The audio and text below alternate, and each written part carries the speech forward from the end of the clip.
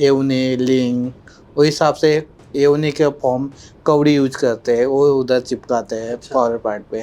तो लिंग या ऐसे करके वो, क्योंकि बचपन से देख के आ रहे हैं, उनकी एक फीलिंग थोड़ा अलग है। अच्छा, क्योंकि अलग वो दिखाई देते वैसे नहीं है। अच्छा वैसे नहीं है। नहीं है। तो अंदर जाके जो पर्दे के पीछे या दरवाजा कड़ी बंद होता है, उनके बाद उनकी लाइफ चालू होती है। पुलिस आती थी, उठा के लेके जाते थे।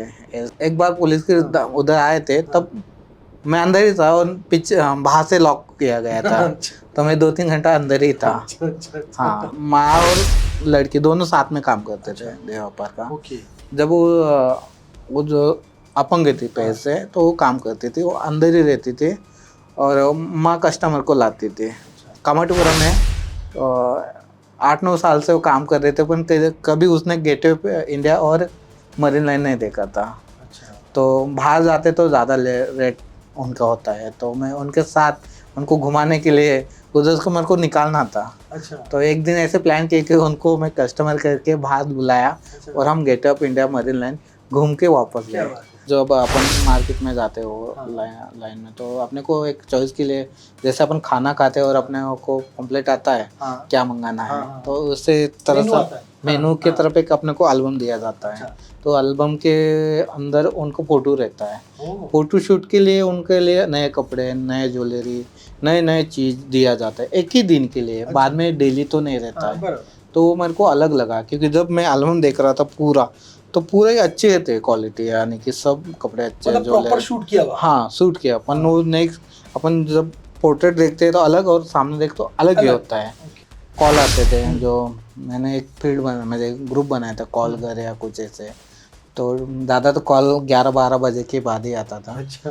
तब बीबी को अलग सा लगता था, क्योंकि कॉल क्यों आ रहा है, अच्छा। तो उधर क्यों न जाता है, उनके साथ क्यों काम करता है। अच्छा। तो दूसरा टॉपिक चेंज कर। आज के हमारे गेस्ट हैं मिस्टर चरणदास भगवान जाधव, जो एक क्वालिफाइड आर्टिस्ट है, जिन्होंने सर जे आर्ट से बैचलर ऑफ फाइन आर्ट्स भी किया है, मास्टर ऑफ फाइन आर्ट्स भी किया है। तो और उन्होंने कई सारे इंटरनेशनल नेशनल अवार्ड्स भी जीते हैं, और कई सारे उन्होंने एग्जीबिशंस भी किए हैं ऑल ओवर वर्ल्ड में। तो आज वो हमारे साथ में हैं, तो और उनसे जानना चाहेंगे कि एक आर्ट के पीछे क्या कहानी होती है, कैसे एक आर्टिस्ट अपनी एक कला को सामने लेकर आता है, उसके पीछे क्या थॉट्स चलती है। Charandas, thank you very much आपका हमारे पॉडकास्ट पर आने का। तो चरणदास, बताइए कि आपने ऑब्वियसली, आप जैसे कि क्वालिफाइड आप एक आर्टिस्ट हो, जो आपने सर जे आर्ट्स जो स्कूल है उससे, वहाँ से आपने बैचलर की डिग्री भी की है, मास्टर्स भी किया है वहाँ पर। मुझे लगता है कि इंडिया में सबसे one of the most reputed institute है सर जे आर्ट्स। बल्कि सारे आर्टिस्ट का एक सपना होता है कि वो वहाँ से जे आर्ट्स में उनको एडमिशन मिले, तो प्रोसेस भी काफ़ी टफ होता है। तो आप एक ट्राइबल एक जगह से आते हैं, हाँ। तो कैसे आपका रुचि जो है, कैसे आपका आर्ट में आया, कैसे बताएं ज़रा, हमको प्लीज़ बताइए। ठीक है। जब बचपन से जो हमारे मुझे समाज में जो फेस्टिवल होते हैं वो अलग अलग टाइप के होते हैं, यानी कि होली, तीज, दिवाली, सब अलग अलग, एक थोड़ा सा अलग होता है। यानी कि जब होली होते है तो होली तो 1-1.5 महीना होली चलती है हमारे में। तो होली में कैसे होता है, जो फाल्गुन महीना है, जब तो खेती का काम नहीं रहता है, कुछ नहीं, तो रात में सॉन्ग गाते हैं सब, यानी कि सब गांव के फैमिली एक जगह होके नाचते हैं, गाते हैं, सॉन्ग बोलते हैं, फोक डांस। अच्छा। तो फोक डांस थोड़ा एरोटिक बेस भी होता है। अच्छा। हाँ, यानी कि जो एरोटिक है, मुझे ऐसे कुछ नहीं कि अपने माँ बाप है अपन कैसे गाए, तो हम माँ बाप या फैमिली के सामने में हम वो गीत गाते थे और नाचते थे। तो वो एक हुआ, और दूसरा सन था तीज। तीज करके उसमें हम गांव से औरत सब मिलके मिट्टी लाती है एक दिन। उसी दिन हम मिट्टी से एक ऐसे मेल बॉडी फीमेल बॉडी बनाते हैं, यानी कि शिव पार्वती बोलते हैं उसको। तो उसमें थोड़ा एरोटिक भी बेस रहता है, मतलब मूर्ति बनाते हैं। हाँ, मूर्ति, यानी कि छोटी छोटी मूर्ति बनाते हैं। तो उसमें डिटेलिंग रहते हैं, यानी कि एवने लिंग उस हिसाब से एवने के फॉर्म कवड़ी यूज करते हैं, वो उधर चिपकाते हैं पावर पार्ट पे। तो लिंग या ऐसे करके वो, क्योंकि बचपन से देख के आ रहे हैं। कौन सा ट्रेडिशन है एक्चुअली वो? मतलब ऑब्वियसली इरोटिक है, लेकिन ट्रेडिशन तो कुछ होगा ना वो। हाँ। कैसे आया वो मतलब कैसे ऐसे कि शिव पार्वती बोलते हैं अच्छा, शिव मुझे। पार्वती, ओके। हाँ, जो शिवलिंग है वो हिसाब से। हाँ। तो फ्रीडम है उधर, जो बचपन से हम देख के आ रहे हैं, तो देखते थे। तो जब तीज त्योहार होने के बाद भी हम बनाते थे वैसे अच्छा, मूर्ति, अच्छा। खेतों में, घर में। तो माँ बाप तो पीटते थे, अभी तो हो गए, अब क्यों बना रहे हो। अच्छा। तो एक वो देख के कुछ सीखने की जिद होती थी कि अपन भी बनाए अच्छा, अच्छा। वैसे। तो हम वो वैसे बनाते थे। और गांव में जब होता है तो गांव में मेरोनिक होते हैं, और शाम को उसको नंदी के उधर छोड़ के आते हैं। अच्छा, अच्छा। तो थोड़ा बचपन से जो एरोटिक मेरा जो गांव, यानी कि मेरा गांव नहीं रहता है, टांडा रहता है। अच्छा, यानी कि एक आदिवासी का एक समूह, उसका गांव नहीं बोलते, टांडा बोलते हैं। अच्छा। आप आदिवासी हाँ, बंजारा समाज कम्युनिटी। से आप हाँ, मतलब हाँ। बिलोंग करते हैं, मतलब हाँ। ताल्लुक रखते हैं। हाँ, तो उसको टांडा बोलते हैं, गांव नहीं बोलते हैं। अच्छा, यानी कि छोटी बस्ती या गांव से मुख्य गांव से थोड़ी दूरी पे नदी के काट से होता है, वो टांडा रहता अच्छा, है। अच्छा, अच्छा, अच्छा। तो ऐसा बचपन यानी कि खेतों में, जंगलों में, नदी में ज़्यादा गया है। तो वहां से आपका ये आर्ट आपके हाँ। दिल में आया कि आप हाँ। में आर्ट में ही में रुचि है मेरी ऐसे? आर्ट है दिल में, यानी कि पहले से फ्रीडम था वो। अच्छा, तो freedom था। वो ऐसे देख के बनाओ या कुछ। मैं तो बेसिकली पहले से ही मुझे, मैं जब चौथी पाँचवीं में थे तब मूर्तियाँ ऐसे बनाता था, कुछ इमेज हो या कुछ अजेंडा का इमेज देखा हो। अच्छा। तो वैसे मैं कॉपी करता था। अच्छा। मेरे घर में अभी तक, मेरे जूने घर में अभी तक ये मैंने 7वीं 8वीं में बनाया एरोटिक एक फिगर है, वो आज तक है। अच्छा, ओके। हाँ। ओके, वेरी गुड यार। तो मतलब चलो वहां से शुरुआत हुई आपकी आर्टिस्ट बनने की, हाँ, है ना? मुझे वहाँ से तो शुरुआत हुई, पर जो समाज में और मेरे घर से थोड़ा मेरे को पहले तो उतना सपोर्ट नहीं करते Support थे। नहीं, हाँ। पर जब थोड़े थोड़े उनको समझ में लगा ये ऐसा ही करते हैं, तो छोड़ दिया नाम। अच्छा। तो मैंने करते करते आगे बढ़ा। ओके, तो वहां पर आपने स्कूल वगैरह अपने गांव से ही किया वहां से, है हाँ, ना? गाँव तो से। वहां पर गांव में स्कूल थे प्रॉपर? हाँ, यानी कि 10वीं तक थी। 10वीं तक। पर स्कूल में थोड़ा मन नहीं लगता अच्छा, था। मन नहीं लगता। अच्छा। 8वीं 9वीं में जब मैं पढ़ाई शुरुआत की, अच्छा, ओके। पहले तो मज़ा मस्ती, पर ड्राइंग का था। हाँ। तो ड्राइंग के हिसाब से, और लेटरिंग अच्छी थी। अच्छा। पढ़ना नहीं आता था, पर लिखता था अच्छा। अच्छा, तो उसके बाद में समझो आपने वहाँ से अपनी एजुकेशन पूरी करी, फिर सर जे आर्ट्स का कैसे मालूम पड़ा आपको कि यहाँ पर एडमिशन लेना चाहिए, या ये आर्ट्स का एक बहुत बड़ा रिस्पेक्टेड, बहुत ही नामचीन इंस्टीट्यूट है? कैसे नहीं, आप ऐसे यहाँ पर मेरे को पढ़ना या पढ़े रहते आर्ट फील्ड में उतना नहीं पता आए? था। अच्छा, अच्छा, अच्छा। जब मैं 10वीं तक पढ़ाई किया, 10th तक? 10 तक, हाँ। मेरे को लगा कि आगे कुछ है सीखने के लिए। हाँ। ATD हमारे तालुके भी उधर एक स्कूल थी। अच्छा। तो इजल लगा, मैं जब रोड से जाता था इजल देखते थे मैं। अच्छा, इजल और पेंटिंग रहती थी। एजल वो जिस पे पेंटिंग रखी हाँ, जाती है? खिड़की से। मेरे को पता नहीं कि इधर ATD है, अच्छा। Art teacher diploma. अच्छा, अच्छा। तो मेरे को लगा ये भी कुछ पढ़े तो ये कर लूँ।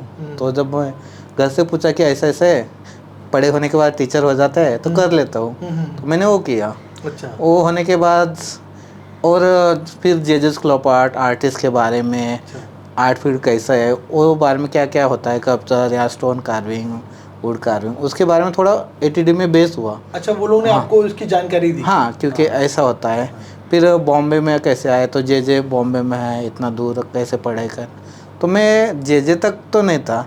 जब मैं ATD हुआ, फिर मैंने बॉम्बे ज्वाइन किया। मुझे बॉम्बे में आया था। बॉम्बे में आया था? हाँ, तो बॉम्बे में आया था जब मैं हेड ऑफिस BMC उधर में टेम्पररी जॉब करता था। अच्छा। हाँ, तो हेड ऑफिस में जॉब करता था, तब भी महापौर, मुंबई का महापौर सुनील प्रभु करके था। ओके। तब मैं उधर जो अभी वो सेकंड गेट से ऊपर एक रूम था, उधर है कि मैं या पेंटिंग या कार्विंग करता था उधर।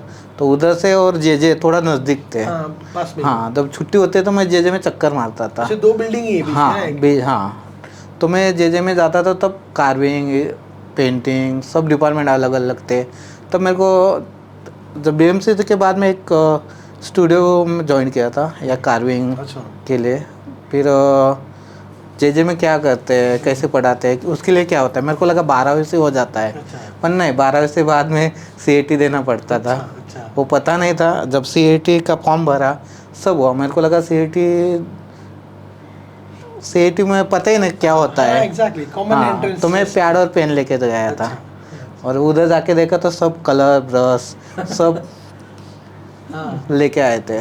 तो मैं सोचा कि अभी क्या करूँ। हाँ। तो जब हमारे ऑब्जेक्ट आए, मेमोरी ड्राइंग हुई सब, तो जो अभी मेरे बैचलर दोस्त भी बने, वो स्कूल में भी वही सेंटर में आए थे। तो कोई कलर कोई ब्रश दिया तो मेरा वो हुआ। जीके पेपर भी टॉप था क्योंकि इंग्लिश मेरा कच्ची थी। हाँ हाँ और जीके पेपर में जब उत्तर पत्रिका देते हैं हाँ टिक मारने के लिए, हाँ।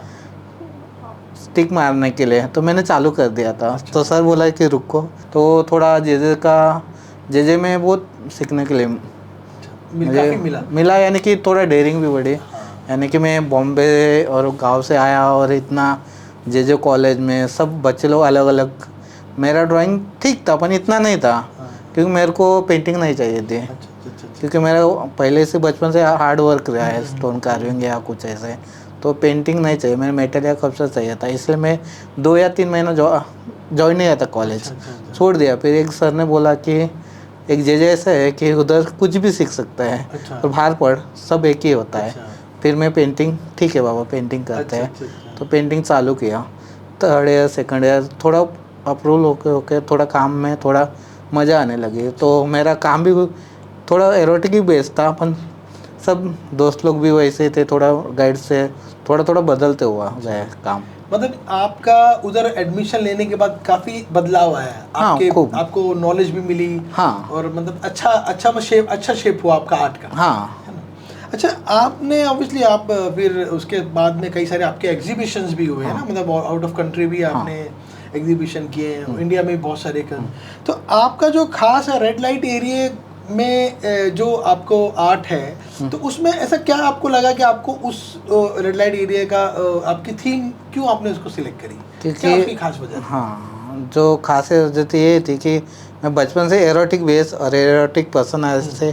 तो इधर जो जेजे कॉलेज और कामाटीपुरा जो डिस्टेंस थे, हाँ। उधर ही मार्केट है, आर्ट मार्केट हाँ, हाँ। या फ्रेम मेकिंग या मेटल प्लेट अच्छा, अच्छा। या कुछ भी, तो वो गली से हम बहुत मुझे गुजरते थे। 2nd ईयर से चालू हुई थी। तो उनके बारे में इतना पता नहीं था कि क्या होता है कैसे होता है। जब मैं फाइनल ईयर में काम करने लगा 3rd ईयर से, कि वो टॉपिक पे उधर जाना मिलना, हिम्मत नहीं होती थी, पर जाता था। अच्छा, दूर से बात करना, उनके पास जो सेक्स वर्कर्स है उनके पास जाने। हाँ, ड्राइंग करना या कुछ, तो थोड़ा उधर जाके 1-2 महीने 3 महीने में कुछ कांटेक्ट होने लगा, अच्छा। तो मिलना जुलना होने लगा। तो उससे थोड़ा एक बहुत उनकी एक फीलिंग थोड़ा अलग है, अच्छा। क्योंकि अलग वो दिखाई देते वैसे नहीं है। अच्छा, वैसे नहीं है वो। नहीं है, तो अंदर जाके जो पर्दे के पीछे या दरवाजा कड़ी बंद होता है, उनके बाद उनकी लाइफ चालू होती है। अच्छा अच्छा। तो वो देख के मेरे को बहुत अजब, मुझे अलग सा लगा। फिर उसके बारे में उनका सर्च करने लगा, काम करने लगा, कुछ उधर जाके ड्राइंग, खूब कई कुछ किस्से होते थे अंदर, या पुलिस आते थे हाँ। उठा के लेके जाते थे। तो ऐसा हुआ कभी आप वहाँ पर हो, किसी किसी नॉलेज के या किसी बातचीत करने में उस टाइम ऐसा कुछ हुआ?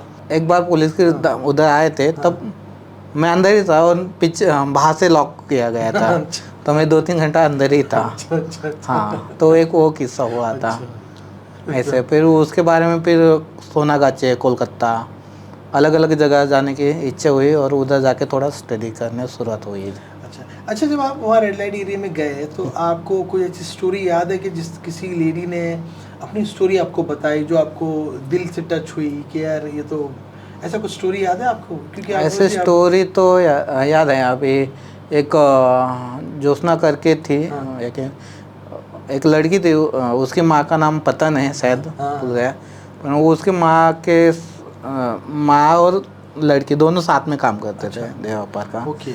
जब वो जो अपंग थी पैर से, तो वो काम करती थी, वो अंदर ही रहती थी और माँ कस्टमर को लाती थी। अच्छा। तो लाइफ के लिए वो ऐसा काम करते हैं, वो मेरे को बहुत अलग सा लगा। और वो है, और एक मैं उसका नाम नहीं बता सकता हाँ, हूँ। of course, of course। तो एक जो कामाटीपुरा में 8-9 साल से वो काम कर रहे थे, पर कभी उसने गेटवे पे इंडिया और मरीन लाइन नहीं देखा था। अच्छा। तो बाहर जाते तो ज़्यादा रेट उनका होता है, तो मैं उनके साथ उनको घुमाने के लिए उधर को मेरे को निकालना था। अच्छा। तो एक दिन ऐसे प्लान किया कि उनको मैं कस्टमर करके बाहर बुलाया अच्छा। और हम gate of India marine line घूम के वापस क्या गए। बात है। तो वो एक अजीब सा मतलब एक अच्छी फीलिंग थी ना, मतलब हाँ, कि- मुझे गेटवे में था 8 साल से होके गेट ऑफ इंडिया नहीं देखे थे, कमाल है, सही। तो अंदर ही वो ऐसे करते थे, सही सही सही। तो वो थोड़ा अलग सा। अच्छा, आपका जो मटेरियल है जो जिस पे आप हाँ, आर्ट हाँ। करते हैं वो क्लोथ और लेदर हाँ, है, तो आपने ऐसे ही क्यों चुना है? मतलब यानी कि नॉर्मली तो लोग कैनवस चुनते हैं वगैरह, आपने मतलब क्या कुछ खास वजह थी उसकी, क्या थोड़े से लोगों से अलग होना था, ऐसा कुछ क्या नहीं, मैं जब काम करता हूँ तो मटेरियल के बारे में थोड़ा सोचता हूँ, क्योंकि जो मैं मास्टर में फर्स्ट ईयर सेकंड में था तब मैंने डाइनिंग टेबल बनाया था चिकन के हिसाब से। कैसे मुझे मार्केट यानी चिकन खाने के लिए ही बनाए जाते हैं ज़्यादा, चिकन है कोई घर में कुछ नहीं रख सकते पिंजरे में। तो चिकन जैसे एक चिकन है कोमड़ी, जब नया मार्केट में आती है तो रेट कितना होता है, और जब एंड होता है तब रोडों पे या किधर बैठ के भीख मांगते हैं। तो 2000 से लेके 1000 1-2 रुपये तक वो जो सर्कल है ना, उसके बारे में मैंने काम किया था, और डिस्प्ले डाइनिंग टेबल जैसे ही बनाया था खाने के लिए। वैसा वो एक काम था। और बाद में एक मैं गोदड़ी बनाया था, डेड बॉडी जैसा। उनको कुछ फीलिंग नहीं रहते हैं, तो मैंने गोदड़ी मुझे जो बिछाते हैं अपन, मैं समझा, जो एक तरह से कारपेट होता है, हाँ कारपेट जैसे ही, कुशन जिसको बोलते हैं, हाँ उसमें पुराने कपड़े रहते हैं पूरे, और उस पर टचिंग करके गोदड़ी मतलब ये पुराने कपड़ों को एक के ऊपर एक रख के ऊपर से सिलाई की जाती है, तो उसमें सिलाई होने के बाद और एक टचिंग होता है, एक एक यानी कि अंदर जाना बाहर आना, तो वो अलग से फील होता है, यानी कि ऐसे प्लेन नहीं है। और डिस्प्ले कैसे, तो दीवार पे कोई टॉपिक हो तो दीवार पे ठीक लगता है, और जो अभी या गोदड़ी बनाया है तो दीवार पे लगाया तो अजीब सा लगेगा। तो मैंने भी वैसे ही बेड यानी कि कामाठीपुरा से निकल वैसे ही वुडन की बेड पे डिस्प्ले किया था, वो फील आने के लिए, तो वो मटेरियल चूज करता था ऐसा। और बाद में लेदर है कि अपन जो बोलते हैं चमड़ी गिरी, चमड़ा, एक वो भी कुछ जानवर की या स्किन, वो हिसाब से है, उनका स्किन है डेवलप होता है वैसा रेट होता है। यानी कि मेकअप के लिए वो अलग अलग चीज़, या जो मेकअप के किट में नहीं रहते वो भी यूज करते हैं वो, यानी कि फेस टाइट होना या कुछ वेस्ट लोशन या कुछ ऐसे लगाते हैं। जो अपने स्टिनर रहते हैं ऐसे मेंट के रेड कलर का, वो भी कभी मेकअप पे, यानी कि खर्चा कम लगता है ये चीज़ से वो काम करते हैं। तो वैसे मेरे काम में थोड़ा थोड़ा वो ऐड होने लगा। मतलब ये जो चीज़ें वो जो वर्कर्स जो यूज़ करते हैं, पैसा ना खर्च ज़्यादा हो, इसकी भी सब सारी चीज़ें यूज़ करते हैं वो लोग। इतना तो नहीं रहता है उनके पास, थोड़ा थोड़ा रूम भाड़ा या कुछ ऐसा होने के बाद जो रहता है, टाइटिंग में ज़्यादा होता है, फिर कम कम हो जाता है। जैसे एज के हिसाब से सब थोड़ा चीज़ कम कम हो जाती है। ऐसे चरणदास, मुझे बताइए कि जैसे आप आर्ट बनाते हो तो उसमें कैसे सिलेक्शन होता है, मतलब स्टार्टिंग में कैसे आराम से हो जाता था या नहीं होता, कैसे, मतलब आप जब आप कोई भी आर्ट बना रहे हो तो उसमें ऐसा होता है ना, उसका आप गारंटी तो होती नहीं कि ये सिलेक्ट होगा, राइट? कोई भी एग्जीबिशन हो गया या कोई भी, तो कैसा उसका प्रोसेस था आपका, मतलब आपको आपका एग्जीबिशन में सिलेक्ट हो जाता था आराम से या नहीं होता था, कैसे? ऐसे तो कोई चीज़ नहीं है, क्यों अभी बहुत से बॉम्बे में अपने महाराष्ट्र में कंपटीशन था, बाहर और अदर कंट्री में भी, तो अपने इंडिया में इतना सिलेक्शन नहीं होता है। यानी कि एक कंपटीशन कम से कम मैं 8 या 9 बार मैं भेज चुका हूँ, और 10 साल में कुछ तो काम लगा है, सिलेक्शन हुआ है। यानी कि एरोटिक बेस हो तो अपना मुझे महाराष्ट्र या इंडिया में इतना सिलेक्शन भी नहीं होता है। पर सिलेक्शन नहीं होता तो मैं उस एरोटिक वही काम अलग से ना करता, वैसे ही करता था और भेजता था। हाँ, क्यों सिलेक्शन में मैं काम चेंज नहीं करता था, क्योंकि अवार्ड के लिए या सिलेक्शन के लिए काम बदल के भेजूँ नहीं। अभी तक मैं वैसे ही करता हूँ। Okay, very good. मतलब ये सिलेक्शन, इसका सिलेक्ट क्यों नहीं हुआ, इसको वापस आप उसको और उस पर काम करते थे? हाँ, मुझे वैसे ही वही टॉपिक पे वैसे काम भेजता था। ऐसा तो पहली बार कैसा सिलेक्शन हुआ आपका, मतलब पहला सिलेक्शन कब हुआ आपका, आपके आर्ट का? ऐसे आर्ट का जो बड़ा अवार्ड मिला था इंटरनेशनल, टागोर अवार्ड भोपाल का, तब फर्स्ट प्राइज लगा था। मैं खुश था क्योंकि सिलेक्शन हुआ था पहली बार, अवार्ड तो दूसरी बात है, अवार्ड तो बाद में होता है। मैं खुश हो गया कि मेरा सिलेक्शन हुआ है, वो भी भोपाल में। जब मैंने लेदर से लेके टचिंग किया था, एक पीस बनाया था, और टॉपिक भी अलग था, नीड करके, यानी गरज, लालच, जो ऐसे मच्छी का गल रहता है।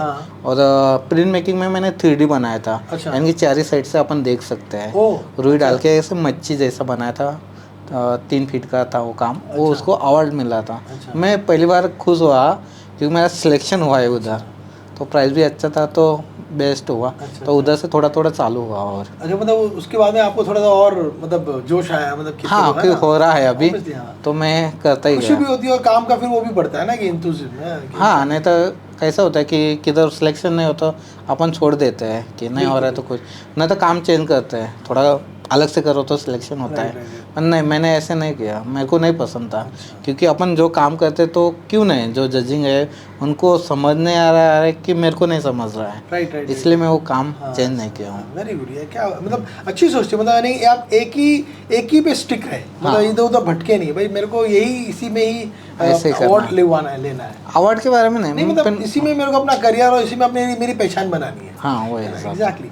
अच्छा, जैसे इंटरनेशनल अवार्ड्स आपके मिले यूक्रेन वगैरह में, तो यूक्रेन का क्या मतलब कि आप वहाँ पर एग्जीबिशन था क्या? नहीं, उधर मुझे सिलेक्शन हुआ था, काम भेजा था, हाँ। तब अच्छा डिस्प्ले हुआ था उधर भी। तो कभी की बात है यूक्रेन की? 2000 यानी कि 20-21 में हुआ था तो वो। ये जब जंग शुरू नहीं हुई थी हाँ, ना, उससे पहले 2-3 पहले, महीने हाँ, तो उधर exactly, हुआ था क्योंकि अब तो यूक्रेन। यूक्रेन की पूरी कंडीशन हाँ। वो तो बिल्कुल बदल और चुकी डिस्प्ले के बाद ही हुआ था 2-3 महीने है। में। अच्छा, बिल्कुल। तो आप एग्जैक्टली मतलब बोलना ये आपका जो आर्ट का जो मतलब है, मतलब ये है कि रेड लाइट एरिया को ही ज़्यादातर डेडिकेटेड होता हाँ, है ना? हाँ। तो उससे आप एक दुनिया को कुछ ना कुछ क्या एग्जैक्टली मैसेज देना चाहते हो? क्या मतलब मैसेज क्या है? आपकी पूरी पेंटिंग एरोटिक तो है, नो डाउट, तो क्योंकि अब इंडिया में इसका एक्सेप्टेंस कम है, कम है ठीक बहुत। तो क्योंकि गल्फ में तो है ही नहीं। हाँ। गल्फ में अगर आप जाओगे तो हाँ। गल्फ में तो वो लोग मेरे ख्याल से ऐसी पेंटिंग्स को लोग रिसीव ही नहीं करेंगे। नहीं करते। डिस्प्ले की तो बात छोड़ दो। तो बस दूसरी कंट्रीज में क्या है, तो कैसा लगता है मतलब इस आर्ट को लोगों को कैसे लेना चाहिए? अच्छा। एक मैसेज की तरह कैसे लेना चाहिए मतलब आपकी अभी जो मैं काम करता हूँ ऑलमोस्ट मेरे को तो 2-3 चीज़ फोटोग्राफी मिले, पर उस पर काम करने आर्टिस्ट बहुत कम, यानी कि अभी तक मैंने तो देखे नहीं किसी का काम कि वो टॉपिक के लेके कुछ काम कर रहे हैं। यानी पोएम किए हैं बहुत सारे अच्छे, फोटोग्राफी हुए है, पर पेंटिंग थ्रू कोई दिखाया ना मुझे, मेरे को नहीं लगा। तो मैं उनका जो लाइफ है यानी डेली रूटीन है, यानी कि अपन दिन में काम करते हैं और रात में काम करते हैं, इतना ही फ़र्क है। हाँ। तो उनके बारे में ऐसा सोचा कि क्यों अपन ये टॉपिक पे काम करें। और जो अभी बुधवार पेट, कामाटुपुरा, सोनागाची, तो अलग अलग जगह पे जाके उनका जो डेली रूटीन है, क्या होता है, कैसे होता है, उनका अंदर के क्या चीज़ होता है, पर्सनल लाइफ में क्या होता है, उनके बारे में सोच के थोड़ा मैं काम करता हूँ। अभी पूना में जो है अलका फाउंडेशन, अलका ताई के साथ में काम करता हूँ। ओके। तो क्योंकि पहले कोई फाउंडेशन या उनके साथ मिलके उधर जाना थोड़ा अलग सा है, और अपन डायरेक्ट गए तो अलग सा है, ऐसा होता है। अच्छा, आपकी एक थीम ये भी रही यूज एंड थ्रो, हाँ तो उसके पीछे और एक आपका थीम रहा है कि फॉर स्टमक, हाँ, है ना? पोर्ट के लिए। तो हाँ, पोर्ट के हाँ। लिए फॉर स्टमक जिसको बोलते हैं।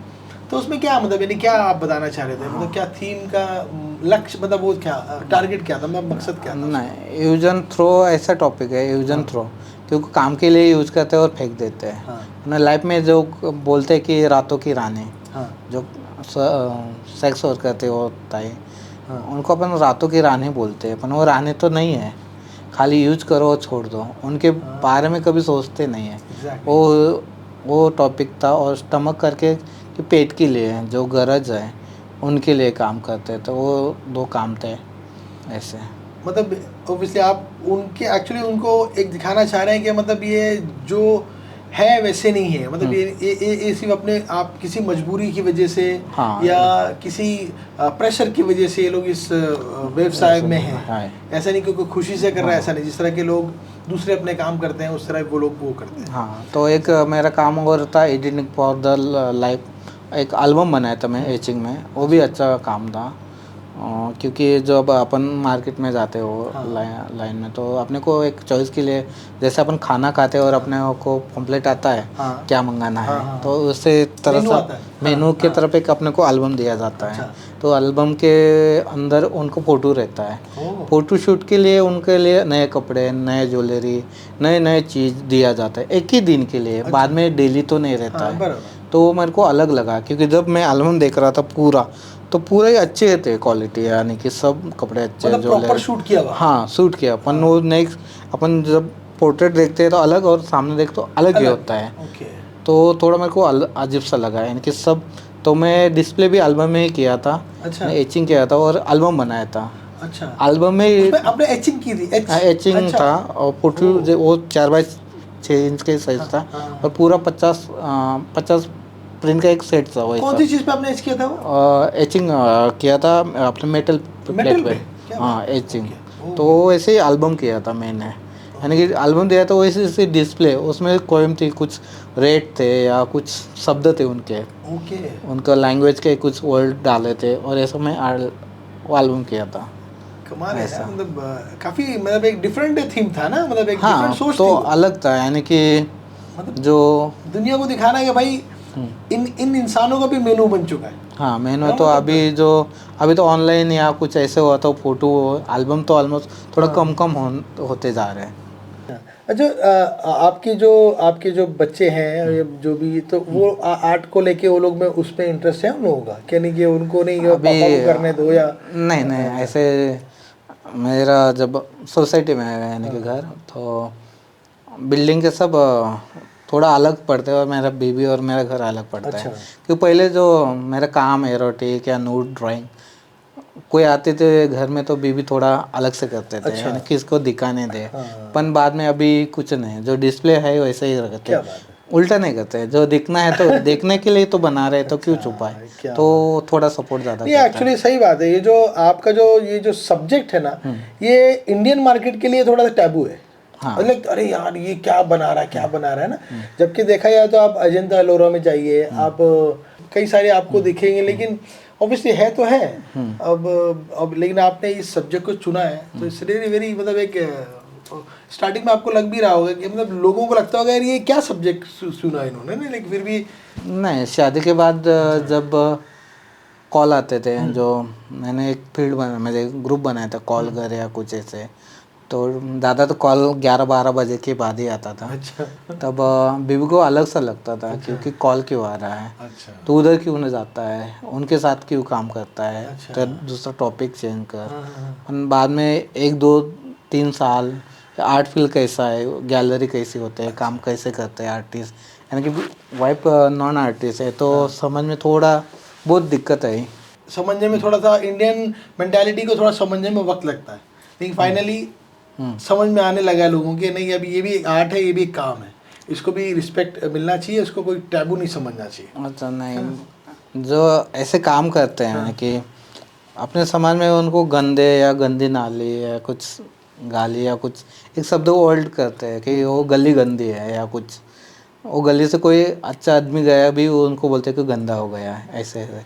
पर जब मैं उनके टॉपिक पे उनसे साथ काम करता हूँ तो सोसाइटी में एक इमेज हो जाते हैं, ये वैसा कैरेक्टर है या कुछ ऐसा, थोड़ा दिक्कत आती है। सही सही सही। हाँ, पर उनको जब पता होता है कि क्यों कर रहा हूँ, थोड़ा वो काम देखने के लिए उनकी इच्छा होती है कि क्या है क्यों करता है, तो स्टूडियो आते हैं, काम देखते हैं, उनको भी अच्छा लगता है, उनके बारे में मूवी में देखा हो या कुछ सुना हुआ और अलग से कुछ मैं काम करता हूँ, तो उनको वो देख के थोड़ा अच्छा लगता है। अच्छा चरण, मुझे बताइए कि जब ऑब्वियसली आपका जो थीम है, जो आपके जो आपने जो जो आर्ट का जो वेस चुना है वो ऐसा है कि इरोटिक है ना, तो उसके लिए जैसे कि आप रेड लाइट एरिया वगैरह में गए हैं, तो वहाँ पर जाने में या कनेक्शन बनाने में कभी आपको ऐसा लगा कि मतलब कि थोड़ा सा रिस्क है, या कभी ऐसा कुछ सिचुएशन आई हो कि आपको ऑड फील हुआ हो, कैसे आपने वहाँ डेवलप किया अपने रिलेशनशिप्स? उधर जाने में तो थोड़ा एक दिक्कत ही आती है, क्योंकि मैं जब फर्स्ट टाइम सोनागाछी गया था कोलकाता, क्योंकि उधर कुछ कांटेक्ट नहीं था और मैं ऐसे ही गया था। अच्छा। तो उधर एक दिन खाली घूमा गली में, पूरा देखा कि कांटेक्ट नहीं हो रहे थे। तब फर्स्ट टाइम उधर एक टपरी है, तो उधर का जो दलाल रहते हैं कस्टमर के बुलाने के, उनका कुछ कांटेक्ट नंबर हो सके तो उनके देर में अंदर जा सकता हूँ ऐसे। तो वो टपरी से कांटेक्ट हुआ और मैं उनके मेन जो अक्का बोलते हैं उसका जो मेन पोटे के मालिक, उनके मिलने के मैं क्यों कर रहा हूँ, क्या कर रहा हूँ, काम दिखाता था। तब से थोड़ा मुझे वो बॉन्डिंग होने लगी। एक दिन मैं 3-4 दिन उधर ही था। उन लोगों को ट्रस्ट है आपके ऊपर? हाँ हुआ थोड़ा, तो वो थोड़ा चीज़ बताते थे भी, कुछ नए लड़की के साथ क्या होता है, वो क्यों कर रहे हैं, कि ऐसे बारे में थोड़ा बातचीत होने लगी थी। तो एक दिन उनके साथ में उधर ही मैं स्टे पे, तो मुझे उधर ही सोया था। तो जो 12 बजे के बाद पूरा नाइट 3-4 बजे तक जो डेली रूटीन है तो थोड़ा अजीब सा है उधर अच्छा। कल्चर, यानी कि अपना कामाठीपुरा, बुधवार पेट और उधर का थोड़ा टाइप अलग लगा मेरे को अच्छा अच्छा। ऐसा। तो मतलब आपने उसको बड़ी बड़ी क्लोजली देखा, हाँ। पूरी एक्टिविटीज को, हाँ। उनका जो तरीका होता है काम करने का। हाँ, मैं के इधर जब पढ़ाई कर रहा था तो जे में था तब कामाठीपुरा और इसके बारे में मुझे थोड़ा तो अच्छा। फिर तब मास्टर के बारे में सोनागाची, बुधवार पेट में ऐसे थोड़ा टॉपिक चेंज होने लगे और कुछ काम चेंज होने लगा ऐसा। अच्छा, कमर्शियल वे में आपको कोई अप्रोच करता है कि अगर किसी को कुछ आर्ट्स बनवाना है तो कोई वो आपका स्पेसिफिकेशन देता है कि भाई चरणदास हमको इस तरह का आर्ट चाहिए अपने बिजनेस के लिए या हमारे घर के लिए, ऐसा कुछ लोग अप्रोच करते हैं आपको? ऐसे कमर्शियल काम है तो कुछ अलग सा होता है, और मेरा टॉपिक से लेके एक एरोटिक बेस यानी कि पब या मसाज पार्लर हो या उसमें बोल्ड या कुछ फिगरेटिव ड्राइंग उधर। वो लोग अप्रोच करते हैं हाँ। आपको। अच्छा, नई जनरेशन आने वाली है, जो आर्टिस्ट जो बन रही है, जो अंडर पढ़ाई में है, जो ग्रेजुएशन कर रहे हैं आर्ट को, फाइन आर्ट्स को लेकर, उनके लिए आप क्या कुछ एक मैसेज देना चाहोगे कि क्या कैसा उनको मतलब आगे फ्यूचर है में, कैसा फ्यूचर है उसमें, कैसा आप बोलोगे? आर्ट पे में फ्यूचर बनाना पड़ता है, फ्यूचर तो नहीं है ऐसे मेरे को नहीं लगता है, पर कुछ काम के दम पे या कुछ डेली रूटीन यानी कि डेली काम करते कंटिन्यू तो आगे जाके तो बेस्ट होते हैं। थोड़ा अलग बनना पड़ता है। हाँ। अच्छा। तो ऐसे नहीं कि थोड़ा किया तो हो जाऊगा, ऐसे नहीं। अभी आर्ट मार्केट देखो तो थोड़ा बहुत बदल गया है। हाँ, बिल्कुल ऐसे। अच्छा, अभी डिजिटल आर्ट काफी रूल कर रहा है ना वर्ल्ड में, तो उसको लेकर मतलब ये जो लोग अपने हाथों से, जो आप जैसे आर्टिस्ट हैं, उस पर कुछ फर्क पड़ता है कुछ, या कि कुछ ऐसे रिस्क है नहीं, या वो लाइन अलग है, कैसा उसको आप कैसे देखते हो? फर्क तो पड़ रहा है थोड़ा, पर वही आर्टिस्ट वही डिजिटल लेके काम में यूज कर रहे हैं अभी। अच्छा। हाँ, तो कुछ तो बैलेंस हो रहा है अभी, कुछ तो बैलेंस हाँ, हो रहा है, राइट। हाँ। मतलब अगर वो एक नॉन आर्टिस्ट भी अगर डिजिटली यूज कर रहा है तो आर्टिस्ट भी उसको यूज कर रहा है। हाँ, ऐसा। मतलब ऐसा थोड़ा तो वैसा चेंज हो रहा है। अच्छा, एआई जो चल रहा है, एआई से बहुत सारी पेंटिंग्स बन जाती है, आप देखते होंगे ना, कई सारे हम लोग इंटरनेट पे देखते हैं, तो उसको लेके क्या बोलोगे आप? क्या मतलब ये ना, लाइक पहले एक आर्ट बनाने के लिए अब एआई को कमांड दो, प्रॉम्प्ट दो, वो हो जाता है, पर ओरिजिनल तो थोड़ा ओरिजिनल है। क्योंकि जो टैप में अपन काम करते हैं पेंसिल या कुछ पेंसिल, हर टाइप के पेंसिल आते हैं, लेके ड्राइंग करते हैं या कुछ कलर भर देते हैं, पर वो पेंसिल का शॉर्पनर हो, पेंसिल का कनेक्शन हो, क्या ब्रश और पानी का कनेक्शन हो, उसमें थोड़ा मज़ा आती है। हाँ, तो वो फील भी होता है कि डिजिटल तो सेम कर सकते हैं, ड्राइंग इधर भी ड्राइंग है, पर वो थोड़ा इलेक्ट्रिक और ऐसे थोड़ा नकली लगता है, रियलिस्टिक लगता है उसमें। हाँ, एग्जैक्टली। यानी कि ब्रश पेंसिल हो, उसका जो है ना, यानी कपड़ा भी आता है, गंदा कपड़ा भी हाथ में आ जाता है, वो एक उनका एक बॉन्डिंग रहता है सब चीज का, तो मेरे को अच्छा लगता है। सही बात है। ये भी एक्चुअली ये वही समझ सकता है जो आर्टिस्ट है। हाँ हाँ, ये एक नॉन आर्टिस्ट को समझ में नहीं आएगा, उसको लगेगा कि आर्ट तो आर्ट है एग्जैक्टली। पर मैं ऐसे नहीं बोल रहा कि डिजिटल हो तो कुछ ना करो, वो भी करना चाहिए, बिल्कुल, क्योंकि काम में वो भी थोड़ा एक पार्ट भी हो सकता है। हाँ, एक्चुअली हो गया आजकल ना, हर चीज में करते हैं। एग्जैक्टली। अच्छा चरणदास, ये मैं बताइए कि एक वर्ड है आपकी ट्राइबल लैंग्वेज में, पाल मांडी। हाँ, तो इसका क्या मतलब है? मतलब इसका मतलब क्या एग्जैक्टली? क्योंकि बहुत बार सुना जाता है पाल मांडी, तो इसका मतलब क्या होता है? जो हमारे लैंग्वेज में पाल मांडी जब गाली दिया जाता है, अच्छा। उसका मीनिंग मेरे को भी पता नहीं था। अच्छा। जब मैं स्टडी इधर करने लगा तब मैं काम करते करते पाल मांडी का मीनिंग क्या हो सकता है, क्या है, उसको थोड़ा डिटेल में जानने की कोशिश किया। पाल मांडी के मतलब है कि पाल यानी कि तंबू, तंबू मांड के जो व्यवसाय करती है उसको पाल मांडी बोलते हैं। अच्छा। तो ओल्ड मेरे को अजीब सा लगा। अच्छा। जैसे अपने नौ मुंबई में यानी कि पनवेल के उधर जो ओपन एरिया है, यानी कि जो पाइपलाइन है उधर सेक्स वर्कर काम करते हैं। अच्छा। तो पाल यानी कि जो ताड़ वाले प्लास्टिक रहते हैं, वैसे ढक के उनका व्यवसाय करते हैं। टेंट बोल जिसको, टेंट जैसा। अच्छा। और फिर वो मेरे को शब्द याद है कि पाल मांडी। अच्छा। मीनिंग तो मेरे को थोड़ा अलग सा लगा। एक्चुअली मुझे भी नहीं मानता, मैंने सोचा चलो अभी ट्राइबल लैंग्वेज का एक पाल मांडी सुना था मैंने कहीं, मैंने सोचा आपसे पूछ लेता हूँ। तो चलो ये बात हुई। हाँ तो ये सब कहानी आपने बताई, बड़ा अच्छा लगा। बहुत सारी बातें मतलब एक होता है ना कि जो ज़िंदगी में आपने शुरू किया, आपकी लाइफ वहाँ से शुरू हुई है एज अ ट्राइबल, उसके बाद में आपने अपने आप को आर्ट में, ऑब्वियसली आपने जो स्टार्टिंग में बताया कि जो आपका ट्रेडिशन ही वैसा था कि जिसमें वो मूर्ति बनाई जाती थी, वहाँ से बेसिकली वो आपका आर्ट जागा, हाँ है ना। और आप आज एक वेल नोन और कई सारे अवार्ड्स आपके खाते में पड़े हुए हैं और इंटरनेशनल अवार्ड्स भी आपके हाथ में हैं। ओके चरणदास जी, बहुत मज़ा है आपके साथ बात करके और बहुत सारी चीज़ें पता चली एक्चुअली, और ख़ास करके जो जिस लोगों के लिए आप काम कर रहे हैं, जिन लोगों की ज़िंदगी के बारे में आप लोगों को बता रहे हो अपने आर्ट के थ्रू, ये रियली बहुत एक यूनिक चीज़ है। और ऑब्वियसली आप एक अच्छा मैसेज भी लोगों को दे रहे हो कि भाई उनको लोग उस नज़र से ना देखें जिस नज़र से लोग देखते हैं, क्योंकि वो भी एक अपनी ज़िंदगी जी रहे हैं, किसी और वजहों से मजबूरी हो सकती है, प्रेशर हो सकता है। तो ये थे हमारे साथ हमारे गेस्ट मिस्टर चरणदास भगवान जाधव। तो इनसे हम लोगों ने बात करी, इन्होंने बहुत सारी बातें बताई, खासकर इन्होंने अपनी वो चीज़ बताई जिसके लिए वो पूरी अपनी थीम को डेडिकेट किए हुए हैं, जैसे कि सेक्स वर्कर्स के साथ बहुत सारे इन्होंने उनके साथ में मिलकर काम किया है। उनकी ज़िंदगी को इन्होंने आर्ट के थ्रू सबके सामने रखने की कोशिश करी है, और हम उम्मीद करते हैं कि इनका काम और इनका जो भी इनके अवार्ड्स इनको और मिले और ये वर्ल्ड में और फेमस हो, और लोगों को ऐसे लोगों की बातें बताएं जिन लोगों को पता नहीं है। इसी के साथ हम आपसे विदा लेते हैं। नेक्स्ट पॉडकास्ट में हम किसी नए गेस्ट के साथ, किसी नए टॉपिक के साथ में आपके साथ फिर हाजिर होंगे। तब तक के लिए अपना ख्याल रखिए। Thank you very much.